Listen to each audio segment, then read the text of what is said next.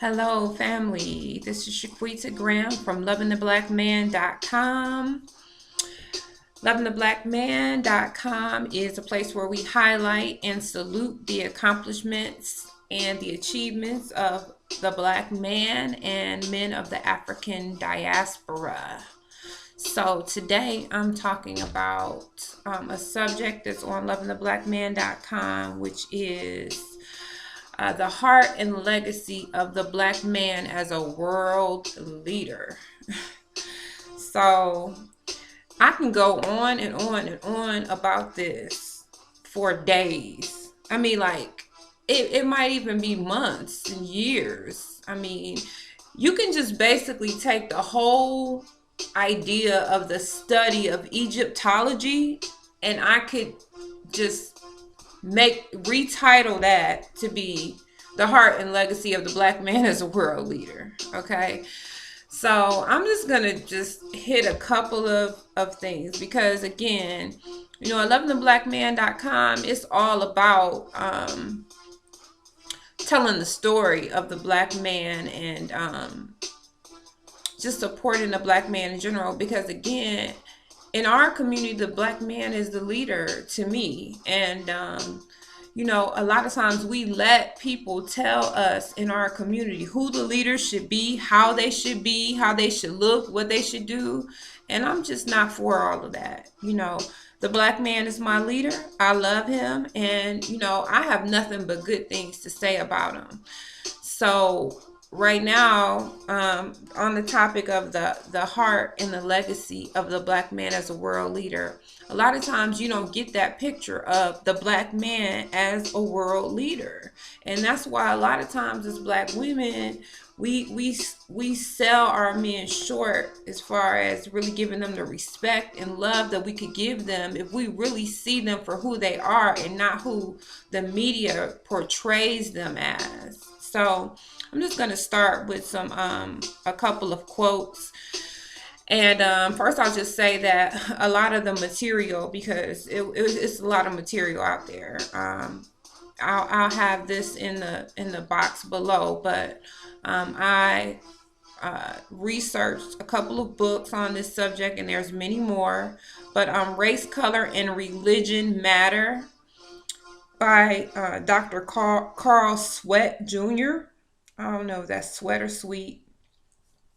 And then Golden Age of the Moor by Ivan Van Sertima is a good resource. And there's so many other ones. Laela Africa has some resources. Of course, our Renuka Rashidi. There's so many. So I'm going to start off with a story by a guy named II Magali. He is a computer genius, and they call him the father of the internet. You would have never known that he's black. But anyway, he says, when I was 10 years old living in Africa, my father posed the following question to me. The story or the warrior, which is mightier? The warrior, I replied. My father shook his head in disagreement. The story. The story is mightier than the warrior, he said to me. How can that be? I asked him. The story lives on long after the warrior has died, he explained.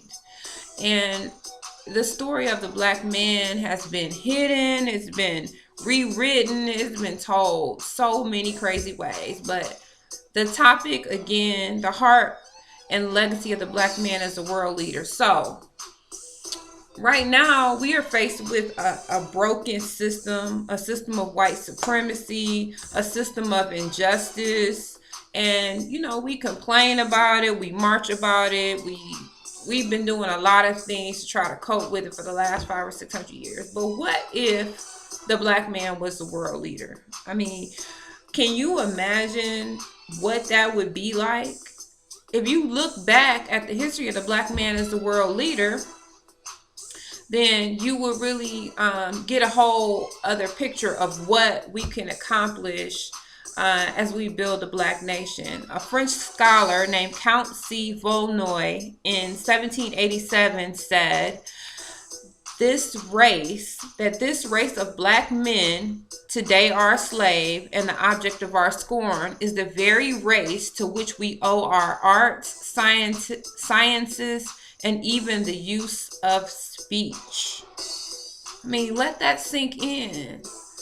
The reality, opposed to what Fox News wants to tell you, is that civilization, mankind, owes everything related to arts, sciences, and the use of speech to the black man. And of course, I'm not discounting the black woman. Now, I'm a black woman. I'm not taking anything away from the black woman, but I am focused on the black man right now.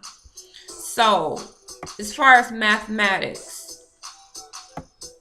there are several what they call papyrus, which are basically African textbooks that were stolen from Africa and renamed after European white men that basically spelled out mathematics, math, algebra, geometry, trigonometry, and Arabic numbers. So the Rhine papyrus, it was taken from Africa and renamed after a Scottish traveler by the name of Alexander Rhine. The Moscow papyrus, the Berlin papyrus, these were all African textbooks about mathematics that were stolen from Africa and taken to Europe and renamed after European travelers or whoever they were that stole them. And basically the whole history of the black man founding mathematics. I mean, mathematics is everything. Everything the engineering is based on, computers, mathematics is that foundation. The black man created that and gave that to civilization. He didn't go around the world raping and killing and stealing from the land. He went cultivating the people, the land, educating. That is the heart of the black man as a world leader. That is the legacy of the black man as a world leader. So there's so much more that could be said about that. Medicine. So we've got mathematics and now we've got medicine. So we know, hopefully everybody knows at this point in the age of Google that Hippocrates is not the father of medicine, but it's actually Imhotep of ancient Egypt, who like 2,000 years before Hippocrates lived, he brought the knowledge of medicine to the world. So and then there were like 4 or 5 different papyrus medicine that were again stolen from Africa and used as the basis of European medicine. So the Ebers papyrus was a 110-page scroll, which is about 20 meters long. The Edwin Smith papyrus, again renamed for European people. Hearst papyrus. The London Medical papyrus. There's several more, and so the Edwin Smith papyrus is a textbook on surgery and the details of the anatomical observations and examination, diagnosis, treatment, and prognosis of numerous ailments. So I've got my notes right here, so that's why I'm looking over there. And again, this stuff is written in the books that I mentioned before, but this is what the black man does when he leads. He founds medicine. He writes textbooks about how to cure the human body. Imhotep was a world famous physician, architect, high priest, diplomat, economist, poet, philosopher, sage, magician, astronomer, engineer, and a designer of the step pyramid of I think that's Saqqara. So what other man on the face of the earth, what man of what ethnicity can you say that about? While we are sitting here watching Scandal every night, talking about something new. I don't want anything new. I'm good with what God made for me, the black man. And this is just a little bit about his greatness. Homer remarked in the Odyssey, in Egypt, the men are more skilled in medicine than any of humankind. And the Egyptians were skilled in medicine more than any other arts. So we've got mathematics and medicine. Imagine a world without mathematics and without medicine. That's the black man. That's why we have lovingtheblackman.com. Because these are the things that you don't hear about our husbands, our sons, our fathers, our uncles. Okay. And then the last thing I'm going to talk about right now is architecture and engineering. I mean, I don't even know why I would even need to talk about that. The African Empire of Egypt developed a vast array of diverse structures and great architectural monuments along the Nile. So, I mean, when you look at the massive castles and compounds that were created by black men in Africa and by the Moors, black men in Europe, I mean, it's just obvious that we were doing it big when it comes to architecture and engineering. And it's still today. The reason why I bring it up is it's not like it's something that, oh, that's just old and, never mind that time is over. Let's see. Philip E. Magali, who I quoted in the story when I first came on, he was voted the father of supercomputing. He is ranked #1 in computing and ranked first by Google for contribution to the development of the computer. Who knew? Who knew that anybody besides Bill Gates and Mark Zuckerberg and Steve Jobs had anything to do with the computer? But in 1989, he won the Gordon Bell Prize, which has been called supercomputing's Nobel Prize.